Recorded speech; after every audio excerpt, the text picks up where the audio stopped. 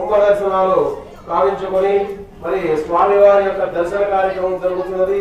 మరి రావాల్సినటువంటి భక్తులు ఎవరైనా ఉంటే చక్కగా వచ్చి ఆ యొక్క స్వామివారి యొక్క దివ్యమంగళ స్వరూపాన్ని దర్శించి స్వామివారి యొక్క అనుగ్రహానికి పాత్రలు కావాల్సిందిగా తెలియజేస్తున్నాము. మరి స్వామివారికి కళాన్యాస, అంగన్యాస, వాస్తు హోమం